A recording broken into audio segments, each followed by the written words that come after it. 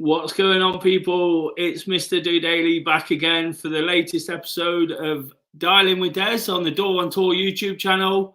Really looking forward to getting stuck into all the Forest content as we usually do on a Monday night, trying to have the last say on what happened at the weekend. Of course, Forest suffered a defeat at Fulham. I'll talk about my thoughts on all of that shortly. But before we get going, just like to thank everybody for tuning in. Hopefully, I've not caught too many people off guard this week. We're just tweaked with the time, trying to get a few more viewers, people watching, because we know there's a big game on tonight. A big game with plenty of interest for Forest. Of course, it's Liverpool-Everton. I don't really like saying we want Liverpool to win, but it's possibly the case this evening. Of course, in that battle down there, which Forest are not too far above. I've said in recent weeks I fancy us to stay up. It's going to be tough, but it's get to that point of the season, isn't it, where we're looking over our shoulder at what other teams are doing. So thank you for watching. Thank you for people for tuning in. If you want to get involved in the show, please do. There's a link there. I'm going to post it up straight away. From Nottingham Forest fan DoreOnTour. I'm not sure why he states that these days, but each to their own, eh? So that just threw me a bit, to be honest. So if you can subscribe to the channel, that'd be absolutely amazing. Of course, Dore's hit that 11k mark. He's been after that. So no doubt he's already looking at 12k and wanting to get to that next milestone along the way. That's a pretty impressive amount of subscribers. Once again, thank you to everybody who subscribes. That's absolutely amazing. And of course, throughout this episode, please give it a thumbs up. I'd really appreciate the support. Like I say, we're hoping not to catch too many people off guard tonight. But regardless, we'll still put something out there. And if you're watching after the live show, of course, do keep your comments coming and do continue to hit that like button. It'd be great to get that support. If you want to join in the show, that link there, it's at the top of the chat, is to come on, say a few words. There's already a few guys waiting. Sometimes after a defeat, it can be difficult to come on and talk about Forest. We tend to struggle to get people, whip up interest. But tonight we've got a few people really looking to perhaps pick the bones out of it. A few other things just before we get going, before I get to those comments, and then before the guest even more. What I will say, if you'd like to support the channel, there's always that opportunity. Dore does plenty of hard work in the background. Whilst one or two of us are doing little bits from these days to try and support him where we can, there's plenty of hard work. He's got lots lined up, different content. And of course, there's those match day vlogs, which everybody loves. Everybody loves the vlogs. That's what DoreOnTour is all about. Some of us just get an opportunity to waffle on, extend the weekend, talk about the thing we love the most. And that's football and Forest, isn't it? So he's working hard to bring new content. Like I say, do stay tuned and do get behind everything that we're trying to do here. So getting onto it, of course, Forest played at Fulham at the weekend. Personally, I was sort of telling everybody, I don't want to say I told you so, but I feel a little bit vindicated in the fact that I thought Fulham was going to be a really tough game, and it proved to be, didn't it? They're a really, really good side. A team that have got physical presence, power. They play at a good tempo. I knew all that before. I said it elsewhere on different platforms. What really surprised me was Fulham's composure on the ball, and that's kind of what I'm looking at from Forest. I've spoken a lot in recent weeks about midfield players and who should play in this role and that role. But you look at what Fulham did on Saturday. Harrison Reed running around, winning every tackle in our faces. Mitrovic being Mitrovic, it's horrible to watch, but really sort of big presence up there. And then you look at what John Joe Shelby did when he come on. I thought he was a real, I won't say game changer because nothing changed, did it? But he got his foot on the ball and he played it forward really, really quickly to our players. And in a game which we were completely outplayed for 60 minutes, a game that I didn't feel too confident, without being negative, I never really want Forest to get beat. So it was just a game I felt would be tough. We could have got something out of it, because we had some really good chances in the end by Shelby getting his foot on the ball. getting the ball forward quickly to Morgan Gibbs-White, to Brennan Johnson. He seemed to find more space when Shelvey had the ball at his feet. And then even Dennis chipping in with a chance or two, surprising us a little bit. Really good chances, not just half chances, really good ones. And some of that sort of quick play, what struck me was all of a sudden, Aurier was crossing the ball in first time, because Shelvey had been doing it and having some success in it. And there was a really good chance with a header, wasn't there? So I just felt Forest, for all that we was outplayed for 60, for all the confidence I was missing going into the game, for the fact I know Fulham are a good side, could have come out of that with a result, a 1-1. It wouldn't have really been fair on Fulham. But that's my thoughts on the game. Of course, it was always going to be tough, wasn't it, when you lose 2 centre-backs? If anybody's ever seen that before, please let me know. A double sub, 2 centre-backs at the same time, same injury. That was bizarre itself. But in many ways, I thought that kind of helped Forest, because 2 of them, one in particular, but I thought the centre-backs, for all what I've just said there, didn't do too bad. I thought we got overrun down the wings, we got overrun in midfield, and that created all the problems. But I thought Philippe making his debut, pretty impressed with that. I thought he did a good job. Mitrovic didn't get too much out of him.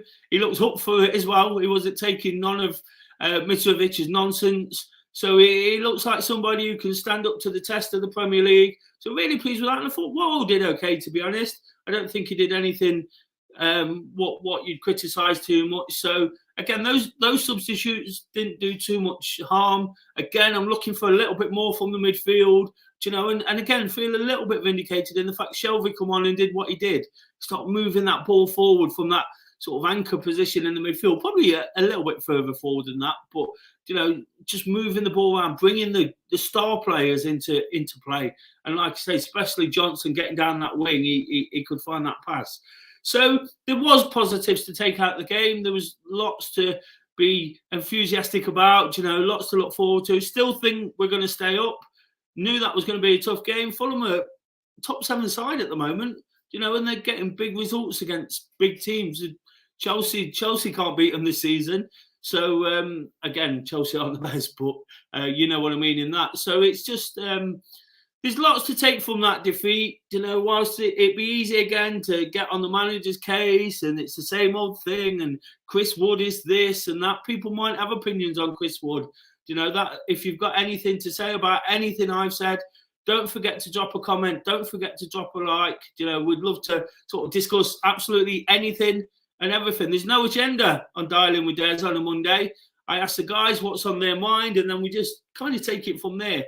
Just chatting like we would in the pub. Trying to be a little bit more realistic than some channels, a little bit more pragmatic, and just sort of get people involved as and when they can. And that's all that we do here on DoreOnTour. So, like I say, just another reminder to, if you want to come on, there's the link. I'm going to get the first guest in shortly, but I will just go through the comments, keep those coming. And just a reminder, if you wouldn't mind, please subscribe to Do Daily, as it's spelt there on the screen. My channel, I'm looking to sort of pick that up again and just keep the positivity flowing outside football. Football's a roller coaster of emotions sometimes, and it gets me going, it gets me worked up. But most of the time in real life, I can control it and just try and be positive about what I'm doing. So lots of people think it's mental health. It's not. It's just a different channel. I just love the fact on a Monday I also get the chance to talk about Forest, and that's what it's all about, isn't it? Especially after the weekend. So the comments, Sunny says, evening Reds, evening Sunny, good to have you on. Chapo, Des and Reds. Plus side, Philippe and Shelvey, backing up the point I made there. Lee said, evening dude, evening Lee. Brian Clough, why change name kind of ruins it a bit. Not sure what that means. I hate Liverpool, got to want Everton to win. In most normal circumstances, I'd be with you, but it's getting to the business end, isn't it? We're starting to sort of crack on now. Bobby Hewitt, DoreOnTour is one of our own, he most certainly is. Eve's in, good evening, Eve. She says, good evening, Des, hope you're well. I'm good, looking forward to Man City at the weekend, as I know you are, Eve. I know Eve will be at the game, so even after that result, even after the last couple of performances, we've got to look forward to these big games, haven't we? We've got to really be excited about it. It makes me laugh when you see these fans who clamour for a ticket for these away games and then moan when we get beat 4-0. What do they really expect? You know, to go and enjoy it, make the most of it, and see where you get from there. Rawlings said, looking forward to Saturday, Des. I'm not. Well, there you go. I'm looking forward to it because you have to. You have to look forward to it. You never know. There's never a given in football. If we knew the result, you know, we'd all be rich, wouldn't we? So you've got to be positive. Paul, evening, Des, nearly caught me out with this early start. I did say that we might be catching 1 or 2 out, but again, just might give you the chance to watch that game. Give me the chance to watch a game on a Monday night. It's not something I've been able to do for a while, so I'm looking forward to that as well. Lee says, sorry to say, well, I like him, but form of late, not good. Didn't think he did too bad, to be honest, on Saturday. Of course, his form coincides with him going out the team, so the manager probably thinks that a little bit as well. But I thought he did okay. I thought the centre-backs both did pretty well. Sonny says, Shelby seemed like a little bit of fresh air in the second half. Absolutely. Actually got us out of our own half with his first long pass. And the way he strikes the ball, so clean. You know, his head was up. He was looking for space. You know, and that really struck me as well. So really hoping he makes his debut in the City game, his full debut in the City game on Saturday. Long Age Jesse says, I heard that the Twilight Zone music and narrator started talking when we lost both centre-backs straight away. It was a bit weird, wasn't it? It was a bit strange. Michael says, we've come a long way with Steve Cooper, who we trust, lost at the weekend. No doubt we'll lose some more before the season closes, but we keep to the plan. Let's show respect to all doing their best. Absolutely. You know, sometimes you just have to take it on the chin. It's not nice. It's not easy. Do you know, I watched the game through my fingers most of the time on Saturday, a little bit frustrated at times, but then you have to sort of weigh it all up, don't you, and realise where we're at. What I will say is I'd love to have done a Fulham this season. Their fans must be absolutely loving it because they're a hell of a side. Paul again, Shelby looks as if it will provide exactly what I thought Foyler would, provide someone to get the ball and play it forward to one of our players. I'm not going to say too much about that, Paul, just yet. I'm sure I will. Shelby and Philippe was shining lights. Lots of people, of course, picked up on that fact. Let's hope Philippe up for Foden again at the weekend. Let's hope so. Somebody needs to kick him into the back of the blind club stand. So hopefully Philippe does that. And Lee says, we look bad at the back, look panic, need someone to take control. And I don't necessarily think the problem was at the back. You know, they did keep them down to 2. It could have been a lot more with the way Fulham sort of went at us. But I take that point, you know, like to offer some balance and include other people's thoughts on it. Lots of people praising Philippe. So again, why was Philippe so much better than Worrell? I'm not sure he was, but that's just a difference of opinion, isn't it? Do we play a false 9 on Saturday like earlier on in the season? I don't think so. Personally, I think we have to sort of have a little bit of a go. City played well yesterday, but they're not in the best of form at the minute. They've got a big game, of course, on Wednesday night as well against Arsenal. So for me, I say we go for it. But that's the comments so far. Like I say, keep them coming in. The numbers are building. People are starting to tune in. Going to get the first guest in, a regular of the show. Adam, good evening. Are you all right? Good evening, Daz. I'm very well, thank you. How are you? I'm good. What are your thoughts post-Fulham? How are you sort of feeling about the game and the things I've mentioned already? I totally agree with what you said, Daz. I think Worrell played okay when he came on. I think, you know, he's playing with a brand new centre-half who he's never played with before. In Felipe, you know, he's got bags of experience in the Champions League, playing at highest level in the La Liga. But yeah, I think other than that, really, the result itself, I wasn't really expecting us to get a win, to be honest. I thought I was going to get a draw because I thought to myself, well, we normally do well at Craven Cottage, and I was a bit optimistic going into that game. So, I mean, Willian, I mean, he's absolute class for Fulham. I mean, the first goal was absolutely spectacular. You know, the best keeper in the world would never save that. And, you know, and he plays like, he don't play like he's 34. He plays like he's 21. So I think he's been a What bargain. I'll say, mate, is I thought William was class throughout. He was their pace setter. You know, he sort of dictated the game. What I will say about that first goal, I have said the defence did all right. For the goals, they were very poor. They could have cleared that a couple of times, and Loddy dived in, you know, right at his feet and gave him that. He still had to stick it in there on a postage stamp in the top corner. It was still absolute class. But I just thought if we'd have cleared that, then he hasn't got the opportunity to do it, has he? Absolutely. He wants to have the opportunity to curl it. And, you know, I think with that being said, you know, it could have been a far different game. I mean, second half, we improved a hell of a lot compared to the first half. Shelby looked really lively. There was a few sparks from him in the second half, showing his, you know, his class. He made some good passes as well. Obviously, Felipe did okay when he came on for the first half, but the second half for us, I felt that since Shelby came on, he made that he's going to start to make that midfield tick if he carries on. You know what I mean? Give him some more games, and I think he will start to make that midfield tick a lot. But going into that game as well, you know, we're going from it. I think the thing was when Dennis came on, you know, I don't hate him. You know, hate's a strong word. You know, I don't want to. I'm not here to. I will never slag a player off unless they're that bad for Forest. But for me, Dennis is not that bad as a lot of people think he is. I think he's just needs to come out of his nutshell a little bit. You know, there was 2 great chances he had against Fulham on Saturday, and I think if he would have put those chances away, it could have been a different game. It could have been 2-2 at least. You know, because we're Fulham being 2-0 up. So I think.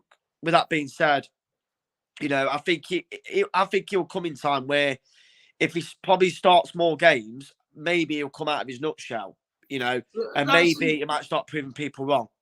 That's an interesting point, Adam, because I'm not a massive fan. I believe, again, I called it quite early. And again, I don't want to sort of, it sounds like it we wanted to, but I don't want to chase players down and really sort of, because they're all quality in their own way, you know, because they made it to where they are. The thing with Dennis is become a bit of an enigma, hasn't he? You know, it's the frustrations that come with him now as much as his ability. So everybody knows he's got talent.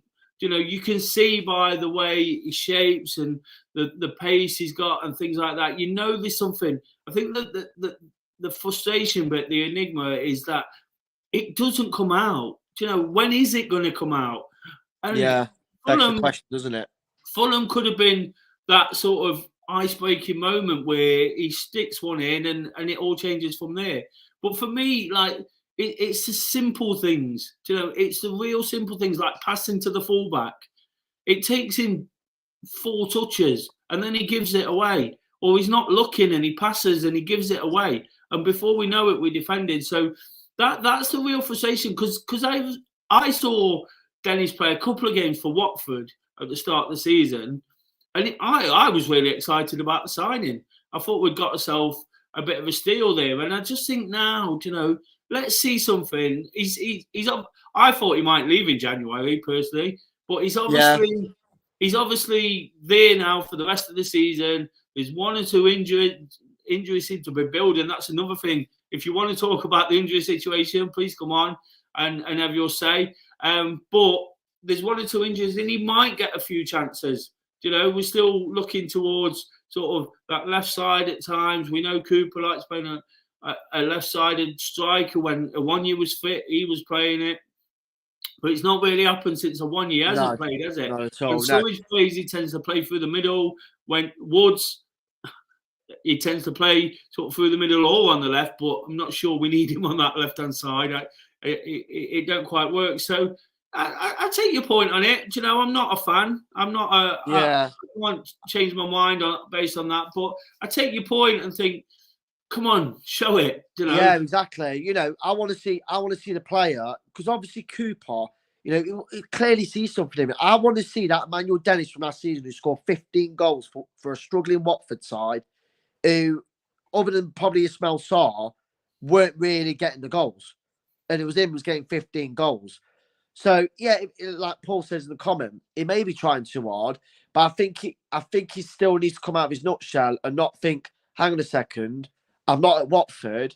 I can't do exactly what I want to do. I've got to think, hang on a second, I'm coming forward, I'm getting on the far side.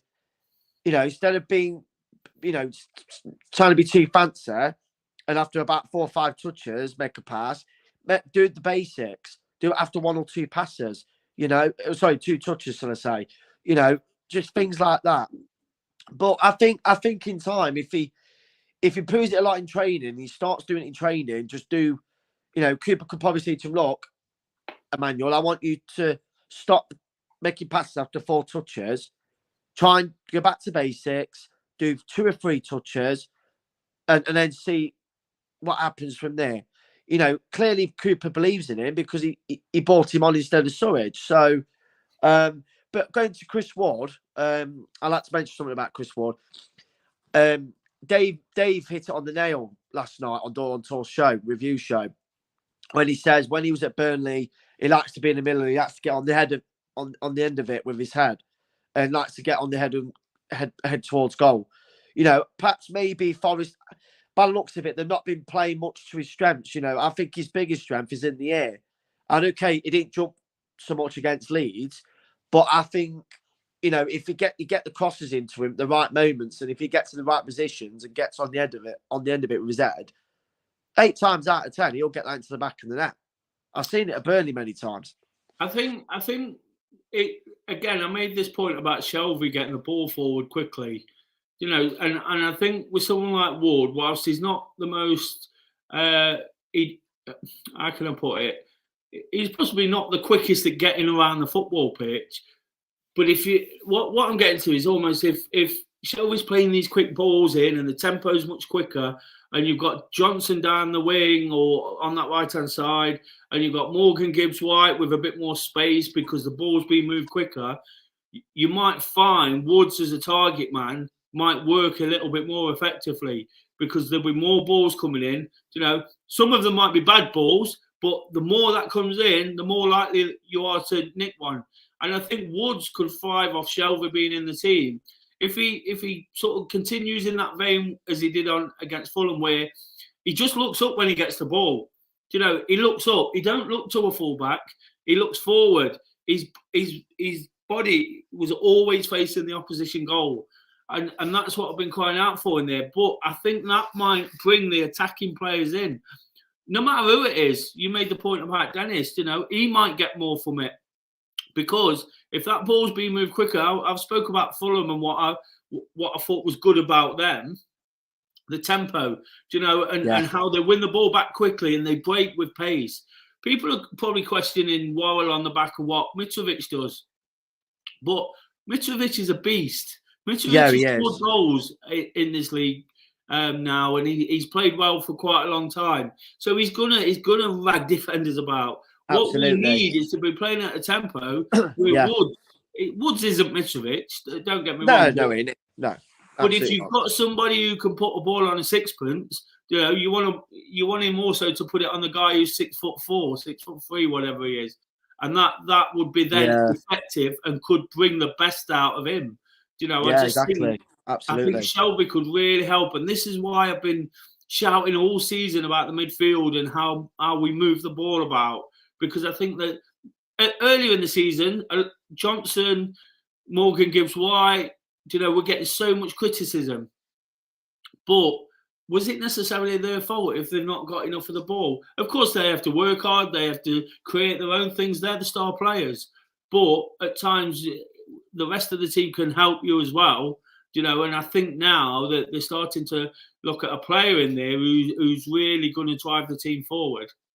Yeah, absolutely. And I think like you mentioned about Brennan Johnson, Morgan Gibbs-White, I think early on the season, they weren't getting the service that they got. And you've got to look at the players that build up that play, in the middle of the park. So, like you mentioned, Fulham with the tempo, that was kind of how we were last season in the Championship. And I think we need to try and like look at Fulham and say, hang on a second, this is the team who's come up with us. Okay, they won the championship last season and we won the playoffs. However, Cooper, probably needs to look at Fulham and say to lads, look, if this Fulham side can keep up the tempo, and I look at you guys, and we've got bags of talent in this squad, we can take something out of their book, you know what I mean? A page out of their book and try and work on it. What I think Cooper's been shouting about all season is being a bit more confident on the ball. So we're not Fulham, we've got to have our own identity. We've got to play to our strengths. But what Cooper has said, and this is the point I made right at the start about Fulham, which did surprise me, they were composed. In the penalty box, both penalty boxes, they took a touch. They made the right pass. Yeah. You saw with Williams' goal especially, he didn't rush it. He didn't blaze it over the crossbar. He waited for the player to dive in. He sidestepped. He went back. He went the other way, and he found the only part of the goal he could stick it in. But that all boils down to composure on the football. And again, this is why I think Shelvey is such an addition. I don't want to make it about this show or the game or the next game about John Joe Shelvey, because I don't want to build him up. Lots of players have been built up and not quite worked out. But I just think this is what he's been crying out for, isn't it? Guys that are comfortable and confident on the ball. And when we go back to this thing about the experienced Premier League players that we've signed, they tend to do that. Serge, he'll step inside. Sometimes it don't work, but he's confident on the ball. You see it now with Shelvey. There's a bit of confidence. When Colback plays in the team, there's that little bit of calmness about what they're doing. The players we brought in, Mangala, it's like hot potato. Foyer, it's all too simple, all too easy. And O'Brien, he just wasn't distributing the ball. He was winning it and then losing it. Exactly. Again, it's important just to realise that Cooper's been, if you listen to the things he said, he's been on about this composure, and that's where we do, to some degree, have to emulate Fulham and really sort of realise that we can play at this level because Fulham can. Other teams hold the ball well.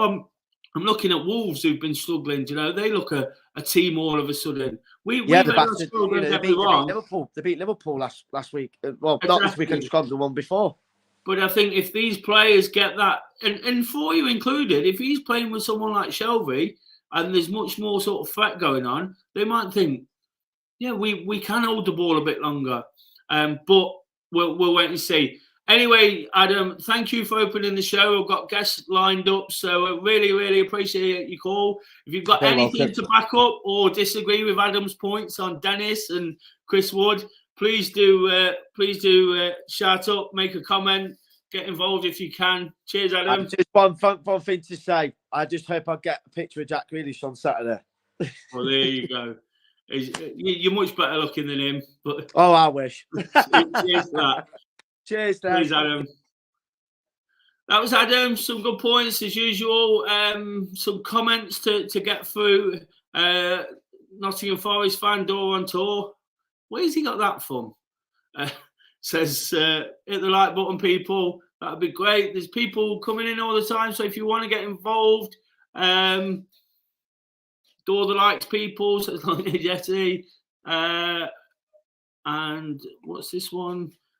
Paul says, Des, as a runner yourself, I assume you have a warm-up stretching routine. Do you think these two early hamstrings plus the Lingard injury in the warm-up at United could point to a problem at the pre-match routine? I don't know. I'm not that sort of qualified to speak. What I will say, I feel with certain players that they might be rushed back too soon, and that's not necessarily a decision that comes from one person. What you need to do is make sure these players are fit. We're all keen. I was begging for Morgan Gibbs-White to play against Leeds, but if he'd have pulled up early, having come back a lot earlier than it seemed, then what would that have been down to? Would it have been a pre-match routine, or would it have been the fact that he'd been rushed back from injury. I don't know. There's lots of talk about players who haven't played for such a long time. Do we really know the crux of what goes on there? It's important just to keep an open mind with it. I'm sure the guys and Cooper and the coaching staff and the physios and whoever are doing a great job in looking after the players. They've been doing this a long time. So I think that they'll have some sort of idea of what they're doing. Sometimes it just happens, doesn't it? And when you get in, I think more the problem with the injuries, if I look at it from my point of view, and give my opinion on it, it's probably the fact that we have to do a lot of chasing in games. Even when we win, we have to work extremely hard.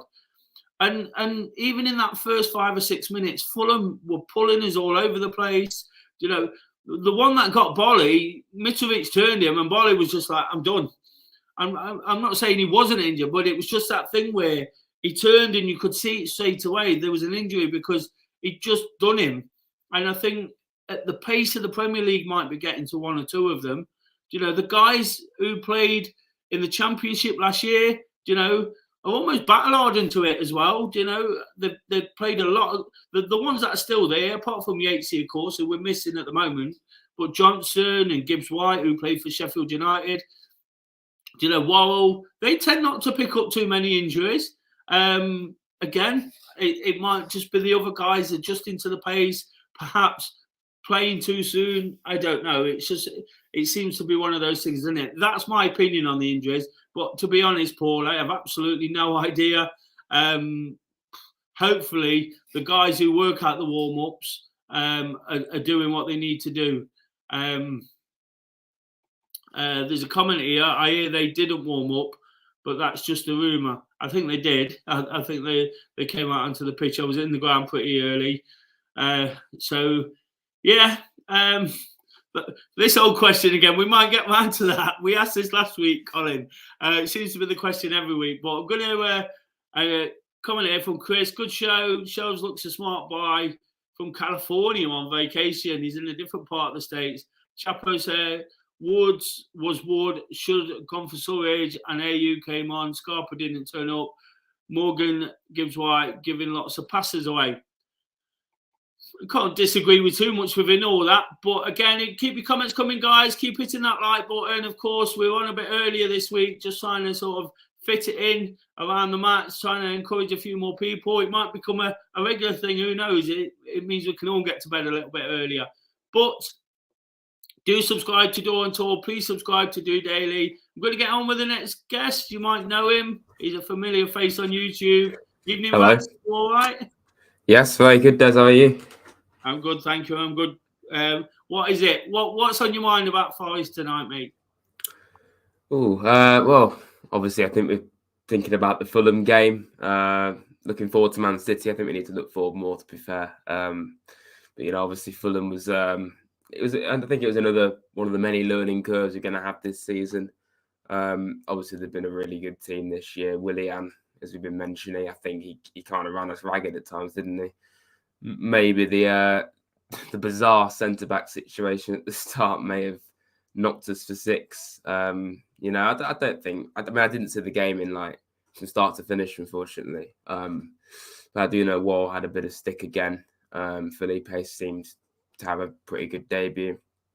Maybe that hit us. But personally, I'm not too disheartened, but I am kind of with the general consensus of the fact that we still kind of made it too easy for them to score goals. The 2 goals that we did give away, particularly the second one, I feel were pretty sloppy goals to give away. No one was marking them, their man who scored, of course, for the second goal.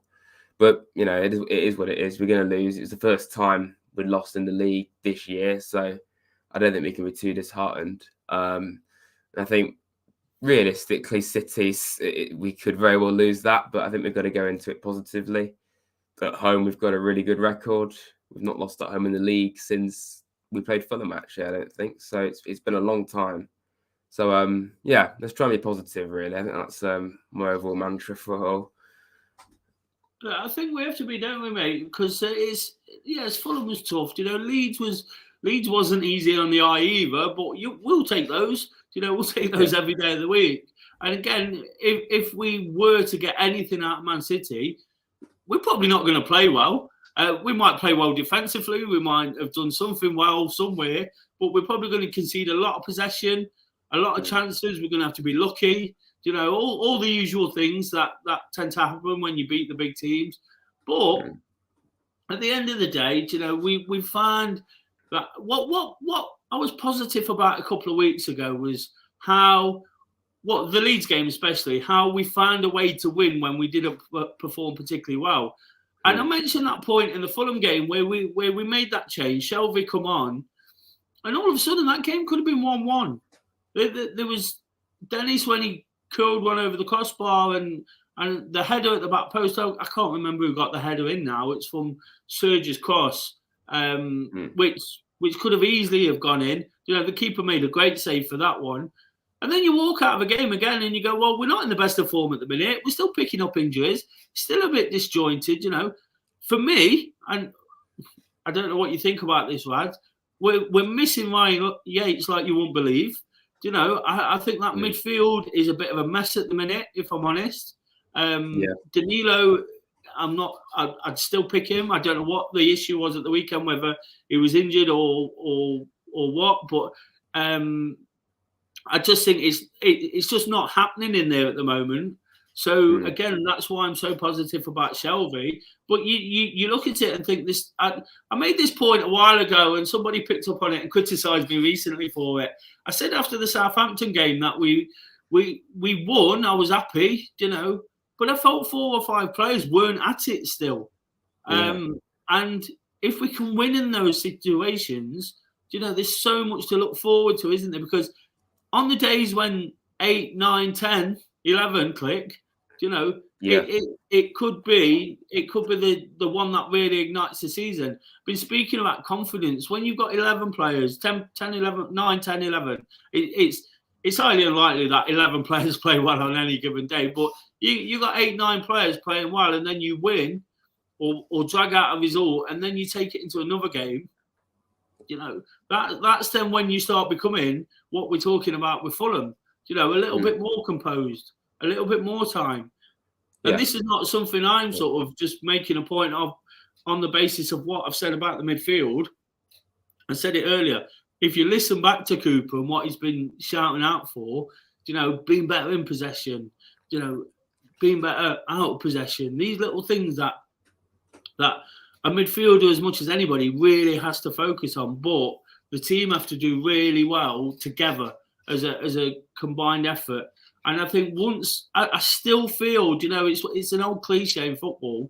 It might not be Man City on Saturday, but I feel we're going to give someone a bit of a stuffing at some point, and we're going to come out of that and think we played them off the pitch. Because I will honestly say, in every game I've seen this season, we've not played anyone off the pitch. We've played well at times. We've fought hard and we've battled, but I don't think we've played anyone off the pitch. And I think when we do, and when the players can sit back in the changing room and think, wow, we did well today, I think you might just see them step up again. Do you tend to agree with that, or do you got your own view on it? No, I agree, definitely. It's something we all want to see, I think, in the Premier League at some stage. Every game we've played this season we've won, besides the Leicester match, have all been 1-0 wins. So as we say, we've not really played anyone off the park in terms of the scoreline or even just the performance yet. And, obviously winning is all that matters, but I would love it, to see Forest win 3-4-0 in the Prem at some point. That would be amazing. I think Leicester, we could have easily scored a few more than what we did. I think we're definitely going to see it at some stage. And you mentioned the midfield. I think it's something that's probably the most conflicted area of the whole team in ways, because there's so many options there. So many people you see on Twitter and just in general, people picking their midfield, and there's so many different combinations and types of players in that midfield. And I think it's a really nice problem to have. I think some players potentially haven't been playing as well as what we would want them to. And then obviously you got some players doing very well. And I think all of them in their own way are very useful. And I totally agree about Yatesy. I've been someone that's backed Yatesy since the start. I think at times, he has deserved his criticisms. I think every player deserves criticism if they haven't been playing well enough. But I do think, he's always been the scapegoat, even now whenever he's playing well. He just seems to be a very easy target, and I just feel bad for him for that reason. Hopefully he's back soon, because I just feel we miss his drive in midfield. His communication, his leadership, honestly. And it's great to say that, given the fact he's still a young player. I just think he's great. And by no means at all is he like a really technical player like that, but I don't think he necessarily needs to be. And you kind of got that in other players in the midfield, really. And for me personally, I'd like to see a midfield of Yates. I think we have to give Tristan Danilo. I don't really know what was wrong with him at the weekend, but I think he's quite clearly a very exciting player. And I think I'd love to see Shelvey get a few starts. I do think Freuler's good. He's obviously captained the team quite a bit recently. And I know he's got his critics. I don't really know who would drop out to keep him in. I mean, we're going to have a good player on the bench either way. And we've got more players besides that, haven't we? But that's the point. I think it's a nice problem, isn't it? It is a nice problem. And that's the point, isn't it, Raj? It's not so much getting somebody out of the team. It's looking at what you've got for the best. A couple of weeks ago, when we played Blackpool, I've been vocal about wanting to see more from Foyer and Mangala, and people were criticising me because I mentioned Colback's name. He's past it, blah, blah, blah. He's proved he's not quite past it. But I think at that point, the realisation for me with the midfield, till we signed Shelvey and Danilo, and before Yatesy was injured, which it sort of backs up this point in a weird sort of way, is we had no other options because the Blackpool performance was so bad. We had to play Foyer and Mangala. And the second string just weren't taking chances. When they got a chance there to perform. And I mentioned in that game, I spoke a lot about the difference between O'Brien and Colback. Because, again, it's about that sort of composure on the ball. But you've got Colback, you've got Foyer, you've got Danilo, you've got Yates, all a bit more composed than what some of them. Mangala at the moment, it's like a hot potato. And I touched on the fact earlier, do we play Foyer and Shelvey together? He's light. Where does that leave Yates and Danilo? You mentioned the midfield three there. I can't get away from that because Ryan Yates starts every single game in a Forest shirt for me. I don't care what people say. Ryan Yates starts because you know exactly what you're going to get. And this is another point to all of this. Same with Colback. I'm not saying he starts, but you know what you're going to get every single game. Yeah. It's like Sam Surridge and Dennis, or Wood. Sam Surridge, you know exactly what you're going to get. So I'm more confident putting Sam Surridge on a football pitch. Yes, he might not be banging the goals in. He might not be sort of... he might have had a dip in form himself, but you know you're going to get 100% from him and what he's going to give. So for me, you've got to be playing players where you know what you're going to get. At times this season, the players we've signed, some of the foreign players who seem exciting, got a nice name, a nice ring to the name, or they stroll around the football pitch. Sometimes you don't know what you're going to get. People shout for Mangala, and again, I don't want to pick on any individuals as such, but if you just watch him for 5 or 10 minutes, tell me what he brings to a football team. This football team, you watch Ryan Yates, and you see him on that side, and then you see him on that side, and you see him. Yes, if he could head a ball, he'd be worth 45 million himself. He'd be scoring goals at one end, and he'd be clearing them at the other. But, that's the only fault I will pick him. He's heading in front of goal. But if he cracks that, he'd be a real goal-scoring midfielder and a commodity that any team would like. But again, it's the consistency, isn't it? And this is top-level football. The reason Ronaldo and Messi have been the best, almost the best in time, is because of the consistency they've done it. And yes, I shouldn't be comparing Forest players to those, but even those in the top teams, Rashford, for example, look at the consistency he's showing all of a sudden. And this is what makes players great players. You know, all of these players in the Forest squad in the Premier League are talented footballers. You could have your own mix of that midfield, and everybody, we've all got an opinion on any given day they could look like world beaters.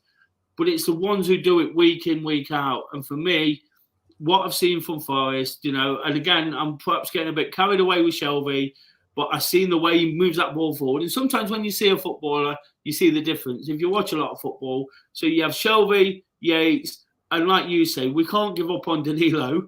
He looks a real star. And when he gets his foot on it and he gets up to the pace, I think he's going to be. So it's just a really interesting dilemma in there, isn't it? And lots to be positive with it, because if you have got Boyer and Mangala on the bench, you know, and they come on and do something, you know, show a little bit of that consistency, then you've got a real fight on for places, and that's what we all want, isn't it? Yeah.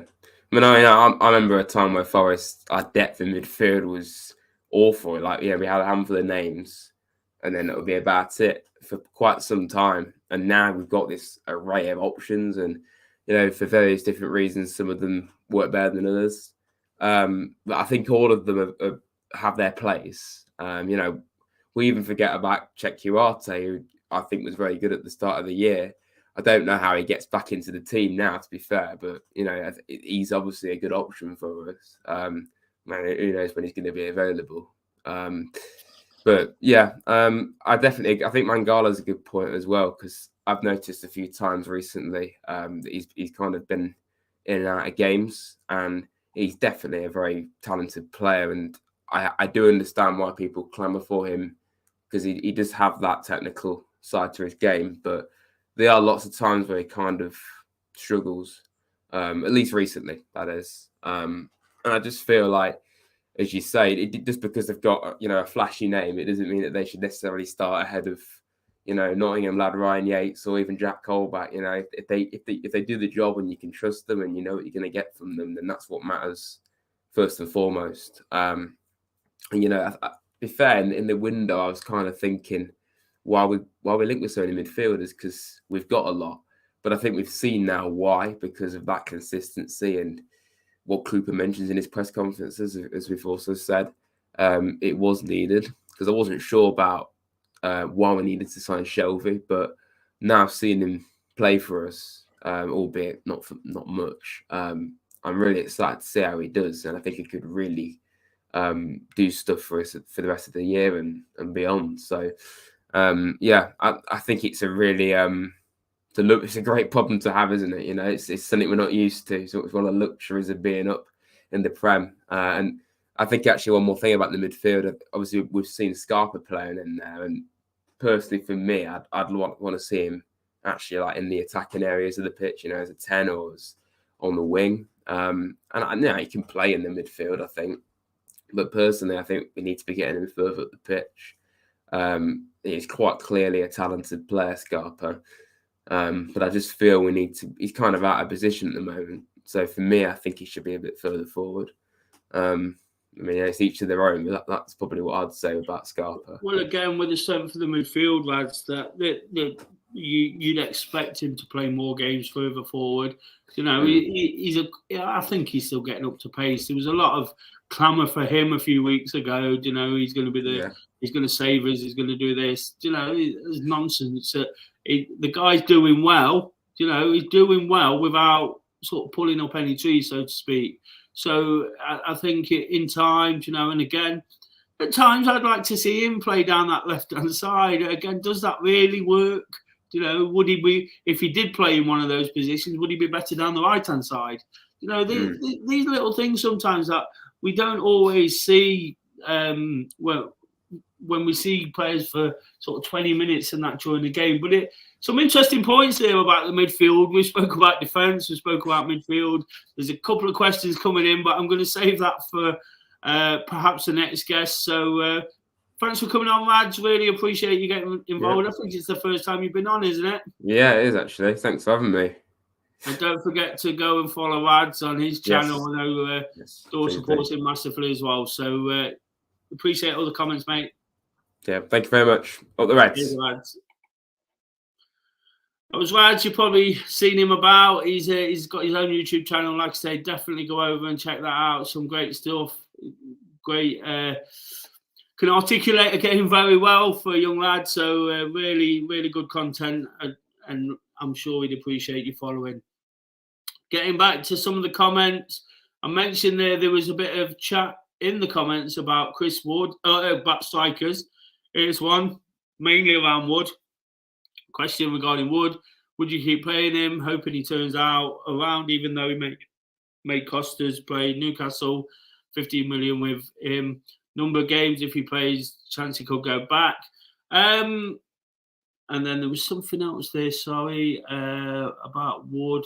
I can't see it now. Oh, yeah. I was an advocate for Wood signing, but seeing him in a Forest shirt, I'm just not seeing it. He hasn't done it yet, has he? And again, I'm kind of reiterated this point, but as every game goes on, there's going to be some criticism if he's not getting chances, if he's not sticking chances away. You know, it's part and parcel of being a footballer. It's what we do on these channels. We talk about things, you know, and Wood seems to be a hot topic at the moment. I mentioned there earlier, didn't I? Perhaps Shelvey might make the difference. You know, I think Woods probably needs the team to play at a better tempo, be whipping balls across. We've seen from Newcastle, when he has played, he's chipped in with 1 or 2 goals. We've seen the pace they play at these days, the way they break. You know, they get down those wings and they get to the byline. And I think that's what Woods is gonna need to be. I think he's a striker that likes to sort of come onto the ball. So it'll be crosses from the byline, coming in, muscling his way in, you know, perhaps looping headers, that kind of thing. Things coming from wide or wide midfield. So I'm hoping you know, as much as anybody, because we don't want him to be a bad player. We want him to score goals. I'm not writing him off just yet, but I'm hoping that Shelvey can bring something out in him as well as other players in the team. So that's my thoughts on that. I'll get the thoughts of my next guest on that. Just looking at what's coming in the comments. Long yes, so my annoyance is Wood is the only passion I see is when he gets subbed. He doesn't look like he wanted to come. Who knows about that? I've not really noticed, but I'll look out for it myself. Lee says, I am sure Cooper will find a formula. Got to go, guys, but I believe we can do this. Up the Reds. Well, thanks for watching, Lee. Really appreciate the support. I think Scarpa's a 10, but that's Morgan Gibbs-White's spot. Absolutely. He's got strong competition there, hasn't he? But at least we know if Gibbs-White does have to miss a few games, and it feels like he's been hobbling around with an injury for a few games now. 3 or 4 games ago, leading into that Leicester game, he was red hot, and he was red hot in the Leicester game. He seemed to pick something up in that game for me, and it just seems to have affected him. He tends to go down a little bit and then carry on. Don't get me wrong, I think he's a battler, a fighter, you know, a proper player. But I think that there might be something lingering on there, but again, just my opinion. Chapo says, Scarpa playing out of position on the left, he used to play on the right. And that's what I mentioned, isn't it? Perhaps he's more suited to that. In the Valencia game, you know, which I was fortunate to see, that's where he played from, almost the right-hand side, almost an inside right. You know, not quite as wide as Brennan, but not quite a midfielder either. And he caused a lot of danger in that game, albeit a friendly. And then Michael says, has Wood missed any goal chances yet? Agree, he's a different striker to what we've got. Absolutely. He hasn't missed the chances, has he? Because he hasn't had them. I wouldn't say that's totally everybody else's fault. You know, you've still got to put yourself in the positions. Forest, you know, that I've got some good players. But like I say, perhaps we find something out of the link up with Shelvey, and, you know, was that part of the thinking in the transfers? Who knows? Possibly not. But there could be something in that. That's just my personal opinion. So, looking to get another guest in. Good evening, Mark. You all right? Yes, Des. How are you, mate? I'm good, thank you. I'm good. Despite that result, I'm still feeling really positive. I'm going to pose that question to you because we spoke about positions on the football pitch. Strikers, what's your thoughts? Do you know what? I listened to what you just said there about Shelvey, and I think watching, because I didn't go to the game on Saturday, but seeing what I saw of Shelvey and he is a different level to what we've got in our midfield, really, as in passing the ball. We haven't got anyone that can pass the ball like him. I mean, he was ridiculous in quite a few of his moments on Saturday, how effortlessly he can ping a ball. I mean, we haven't got anyone that can pass the football like him. And I tend to agree with what you said about Wood, as in they've played together at Newcastle, and I think that he's the type of player that can, because, at the end of the day, we can see what Wood is. He's a target man. He doesn't look like the type of player that we like because he's very static, and he's a big, powerful lad who obviously, in the games like on the weekend against Man City, he could be somebody that can make a difference because he's a big, strong centre forward who can upset them. But we've got to get the ball to him and make him a target, make him a pivot for all the other players. And I think Shelvey, I definitely think Shelvey could get the best out of someone like that, because at the moment we're struggling with him because he, let's be fair, Wood has come into this team. We've got a different way of playing. We brought him in, and he doesn't look. He looks like he's a bit. He looks like he's a bit lost at the moment with us. I totally agree, mate. And I just think that it's all too easy, isn't it? Sometimes to write these players off, and he must have been signed for a reason. And again, I'm probably boring with this now, but this in Cooper with Trust thing, I think there must have been things that he felt he could bring to the team, to bring him in. Everyone was shouting about a number 9. We need this number 9. We need this player before that Southampton game when Awoniyi got his goal. But the fact of the matter is that they're not often the most mobile of players. That they rely on quality service, and let's be frank about it. Let's be fair to Chris Wood. Which Forest player can cross a ball to someone's head? You've got. Yeah. I like what Brennan does when he plays down the right hand side and he gets to the byline and he can whip a ball in. Like the one he created on Saturday. Fair play. Woods could have done better with that one. He seemed to go with the wrong foot. That's Brennan's job to do what he does. Woods' main job is to sort of smash headers in, from high balls. We don't have players. I think the players that Woods would thrive off with Shelvey, and although his crossing is not brilliant at times, but Nico Williams. Yeah. Nico Williams, he plays the high ball. I think back to when we had Spence, him and Johnson, it was all about trickery and getting the low ball in. Loddy, you'd like to see him, his delivery, when he shapes across the ball, he's brilliant. He gets that ball a little bit higher. And I think, again, with Shelvey and the way he kind of put his foot on the ball, and he had this way of arcing the ball, it's about missing the defenders out as well, isn't it? It's what Fulham do with Mitrovic. It just bombard him with crosses and quality from midfield. And if he gets that kind of service, then you never know, do you? You might see genuine reasons why we've signed him.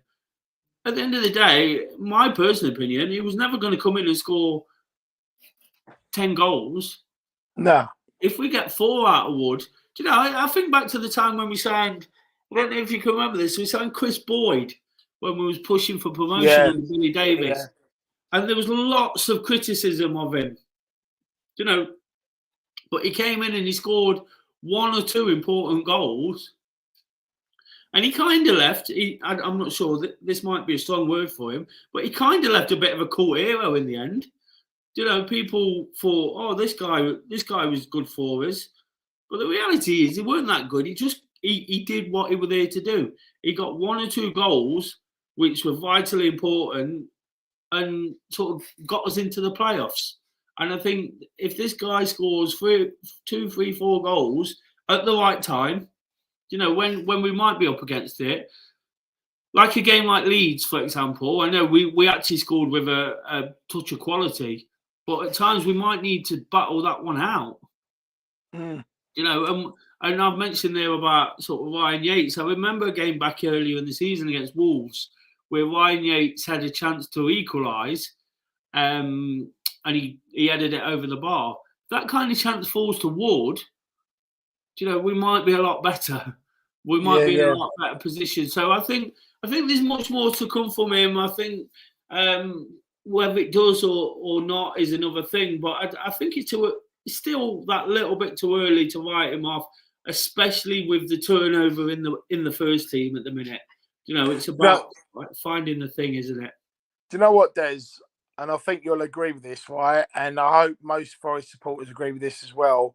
I think they might do. If you really look at it in the cold light of day, I think that us on 24 points where we are, we're for what we've got missing, injuries, we've got no combinations in any area of the pitch, right? We've got centre halves that keep constantly changing. I know that Saturday was what it was. That was weird, losing 2 centre halves in the same moment, right? But we haven't got, even when you think about it, right? We've had Worrell with Bolly, we've had McKenna with somebody else. There's no constant combination. There's no constant combination in midfield. We've had Yates for most of the season. He's been a constant. Mangala's been in and out. Freuler's been there most of the time. Up front, we've had quick players up front. We haven't got a constant in our team. We've had Lingard's come in. Lingard's got injured. Now we've got Wood. We haven't got a constant within our team. And I think, I'm going to say something that's controversial now, and I think, some Forest fans might, I think we're punching above where we are. I think we're punching because, we haven't got you look at some teams, even Everton, right? Everyone says Everton's shit, right? And they were shit under Lampard. But even when you saw Everton play, okay, they had no one up front, but when you see them play, they look like a Premiership team. Whereas with us, we're plugging holes, we're plugging gaps, we're trying to fit, pieces in the jigsaw that are not fitting.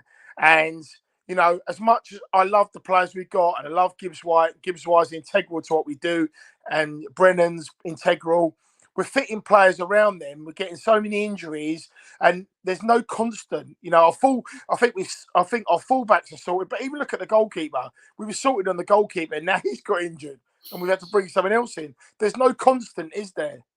Do you know what I mean? And even Wood, bringing Wood in, we brought Wood in, and now we're playing slightly different now because we didn't play at the start, even with Taiwo up front. Taiwo's a mobile, big striker who's mobile, and whereas Wood is less mobile, and now we've got to play differently because we've got him. Do you know what I mean? I think we can all see that. And, even Mangala, everyone's going about Mangala. There's a player in Mangala, but unfortunately for Mangala, he hasn't been able to get going.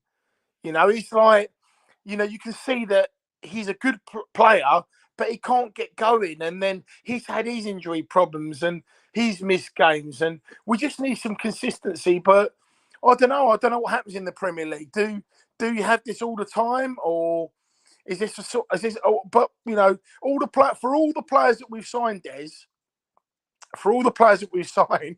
we just haven't got no consistency within the team.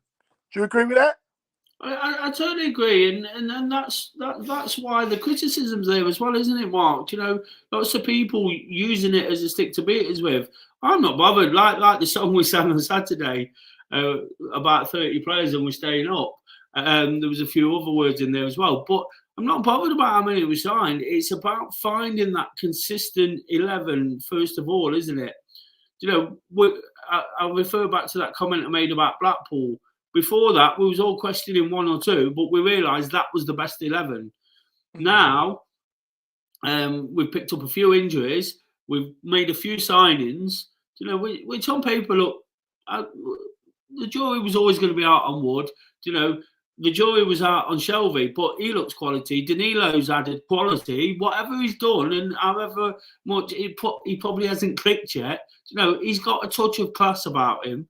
But the sort of theme of what we said today is about consistency, isn't it?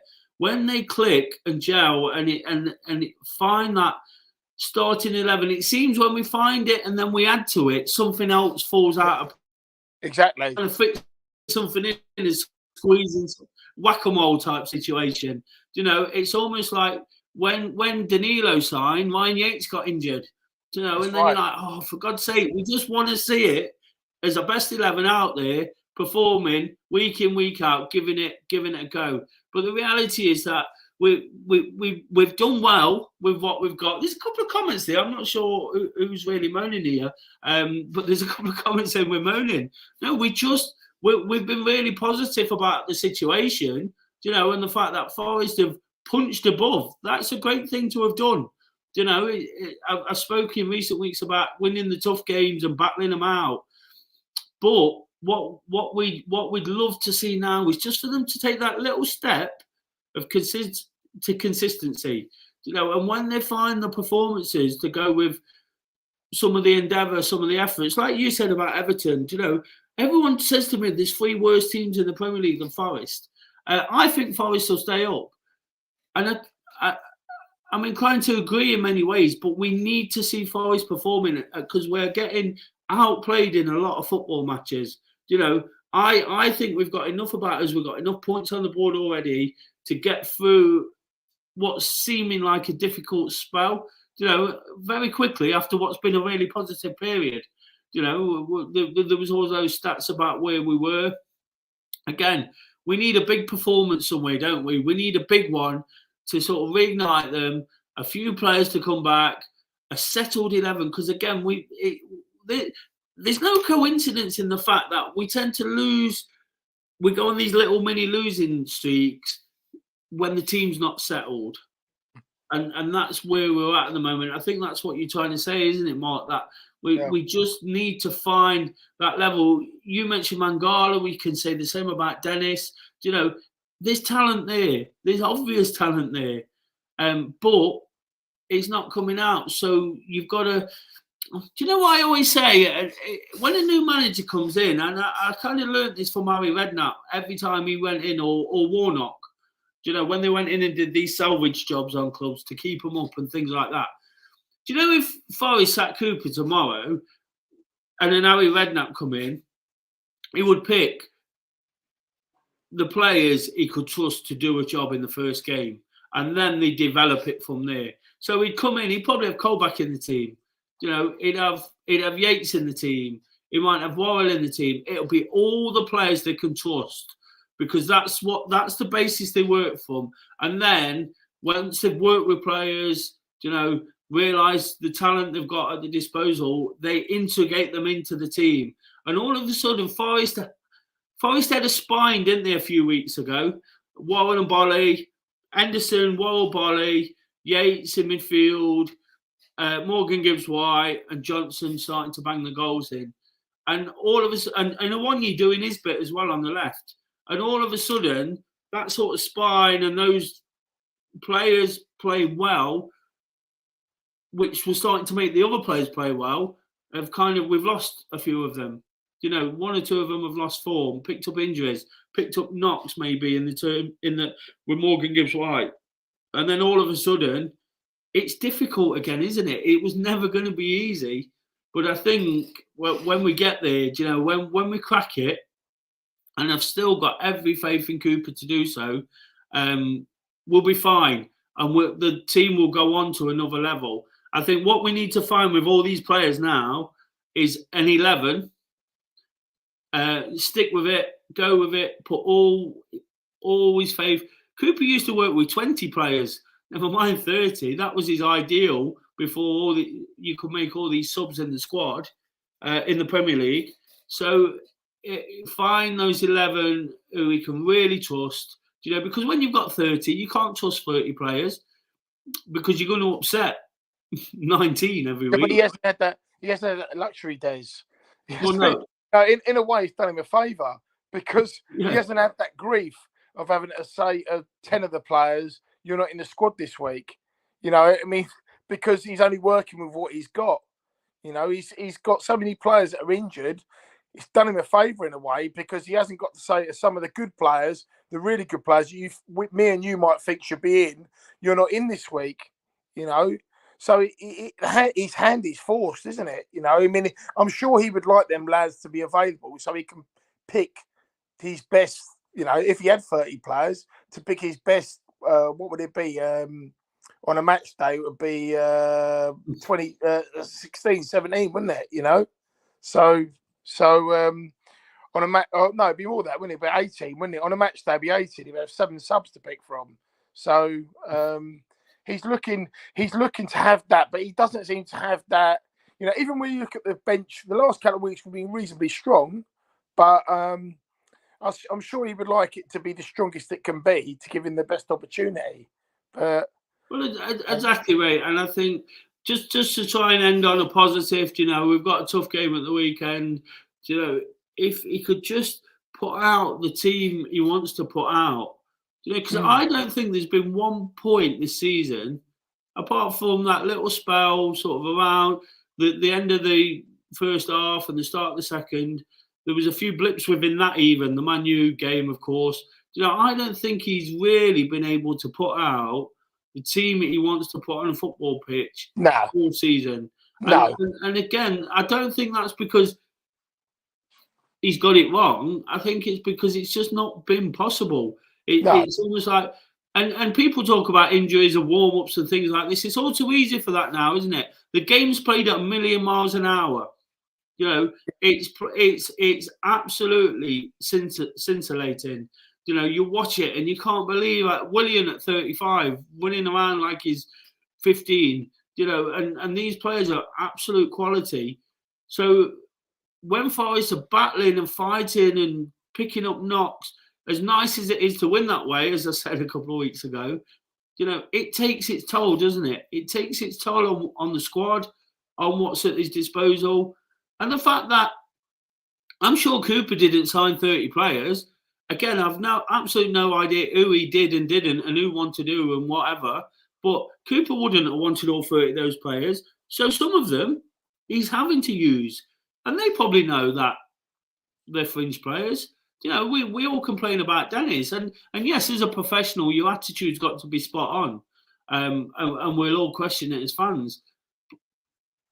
But they're also human beings. And when you're not wanted or you don't feel part of it, you're not going to put it in, are you? So I think there needs to be some work done again. And I can't believe we're in a position to say it, of dwindling the squad down. This seems like an annual thing, apart from last season when we were trying to get bodies in the door, to support the promotion push.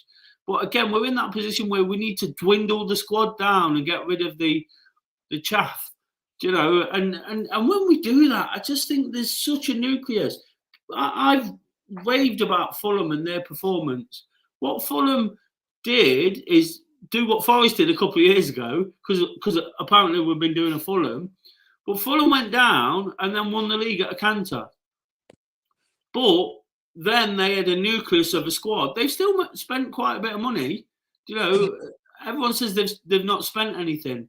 They've bought 4 or 5 real good top players to replace the players that did well in the Championship but were never going to step up that level. Forest haven't had that luxury. They've had to use players who did well in the Championship but were never going to be good enough. So again, if we manage to stay up this season and he just finds, whether it's 4, 6, 8, 10 players that he's got his mindset on, these are in my starting team, say 6, for example, and then there needs to be 5 additions, then they need to go and work on that, don't they? And then I think you've got a hell of a team. I think they could really compete, find that composure, find that consistency, and we take it to another level. And all of a sudden, we're not talking about relegation fights. It's just, as it stands at the minute, there's too many sort of, what's the word? I can't think. Too many factors that are just holding us back a little bit.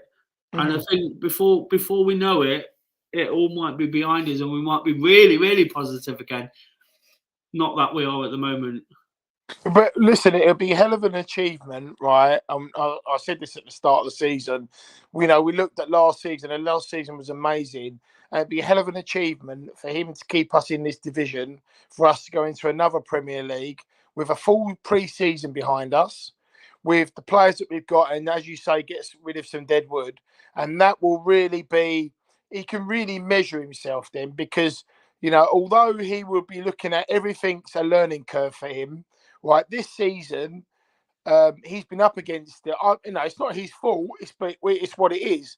He's been up against it. He's had all this stuff about him chucked out. Oh, we got so many players brought in, and he's got to amalgamate all the players that he's got with, the existing players. And, this is why this season, if we stay up, I think we would be the biggest overachievers in this division, because no one expected. We know that we were dead certs to go down. Sitting where we're sitting is bamboozled every single pundit that there is, whether it Match of the Day, Talk Sport, or whatever. But that we are where we are because they can't accept it, because they're thinking, we're not good enough, blah blah blah. They're not talking about us anymore, which I hope that carries on. But we are. As I say, we are a team that definitely is something that we're a work in progress. We're a work in progress. And before we know it, the season will be coming to an end. Hopefully, we've got enough points. They won't be able to talk about us anymore.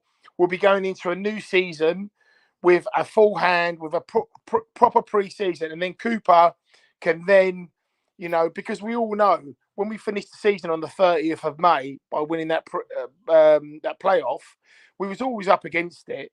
Because when you're looking at players to buy, you're looking at we were behind everybody else. So our situation was made for us. We had so many loans. We know where that was, and now we've done what we've done. We're where we are. I think we've made a lot of good signings. We got to fudge it all together. It's been difficult, but he will be measured on this season, but also on next season, because I think we will stay up. I'm going to be positive. I think we will stay up, but he'll have a full pre-season under next season. Some guys will have to go. He'll maybe have to get some players in, but at least he will be able to forge his own identity on this team and this squad. And then next season we can push on, and hopefully push a bit higher up the league. Absolutely, mate. I think the point you made there, which was I was thinking before you said it, of kind of summarising, is to overachieve, you need a great manager. And there was no. I'm just going to make this point quickly because time is cracking a bit. But it was no coincidence that Lineker was talking about Steve Cooper being an England manager. Because now they're starting to realise that yes, Forest might need some improvement, but somebody's making it happen. And for me, as it has done for the last God knows how long, that is the man in charge. Whatever we think about who plays, what happens, Chris Ward, Foyer, Danilo, there's one guy making it happen, isn't there? Because he's getting a response out of them. Sometimes the best teams don't win football matches. We've seen that many times over the years, and it will happen forever. It's a case of getting out of the players, exactly what they can. And this is what this guy's doing. And this is what the pundits who have been very critical are probably starting to notice now, that for some reason we're overachieving. And the reason is the manager, because everything else is a little bit disjointed, apart from the consistency of having the best man for the job, I believe, at the moment. Just one thing I want to add to that, Des. Yeah, what you're saying is, yes, he is. we love Cooper. That's why we've got so many songs about him. We love him, and we love him for a reason, and that's because these people are so hard to find. It took 23 years for us to find somebody to give us what we've got now, and we're living the dream at the moment. We're not living the ultimate dream because we want to be winning cups again and getting into Europe. We want to be doing that, but I don't think that'd be far away. But one thing that we've all got to realise is that the teams that will be going down this season are the teams that everybody's talking about at the moment, and they're the ones who are losing their managers and then having to. They're the ones that are scrabbling around trying to find somebody else who's going to come in, and they're talking about Warnock and this and that. We don't want to be in that situation. We're not going to be in that situation. But I think that Southampton, when they went for Nathan Jones, were looking at a Championship manager who was going to come in. I think that you know what it's like. They tried to copy what's going on at the moment and what's happened before. And I think what Southampton done was they wanted Nathan Jones to be Cooper. We know they're both Welsh, but I mean it's not really that so much. But they wanted him to copy that ideal where he's a good Championship manager. He's got good stock. He's done really well at that level, and they want to copy what we've done. But the Coopers of this world, Cooper's unique. Cooper's unique, and we're lucky we've got him. Absolutely, mate. Absolutely. And on that note, we'll before we lose any more viewers to the Merseyside derby, we'll look to round things up. But thanks for coming on, Mark. Great chat as ever. Really appreciate it. Hopefully, see you again in the next few weeks, and we can be even more positive about our chances of staying up. Yeah, no worries. Take care, mate. Bye-bye. Cheers, Mark. Thank you. That was Mark. Lots of good chat there. Really sort of got to the crux about how the manager. So we kind of spoke about everything tonight, didn't we? Defence, midfield, attack. We left out the goalkeepers. Nothing to speak about there. Keeler did well at the weekend, but yeah, and the manager as well. So lots got through. Really enjoyed that. I appreciate that the football's on, so people might be sort of drifting away or watching between the two. Thanks for everybody that made a comment. Thanks for the guys who come on, especially. If you want to come on in the coming weeks, we'd love you to join us. It's free, it's easy, and it's just chatting about Forest, whatever you want to say. Lots of people disagree with us. I'm more than welcome to get people on who disagree with me. Football's all about opinions, as long as we're not silly about it, it's absolutely fine, to have a healthy debate and chat at how we think we can see a better future for Forest, and we're all, I think, confident that the Reds are going to stay up. We're in one of those periods right now where Man City might come and it could be horrible. It could be amazing. That's football, isn't it? It could be horrible after a defeat at Fulham. And we all said for 23 years, we know the Premier League's tough. We know we have to take the rough with the smooth. I say it every week now. We're going to have to take the rough with the smooth because that's the way it is. And when we've had the rough, we tend to have a nice bit of smooth to go with as well. Some good games, some big performances, really sort of enjoyable. It's happening. We're staying up, guys. Keep the faith. Whatever happens on Saturday against City, hopefully you can join Dore for his preview later in the week.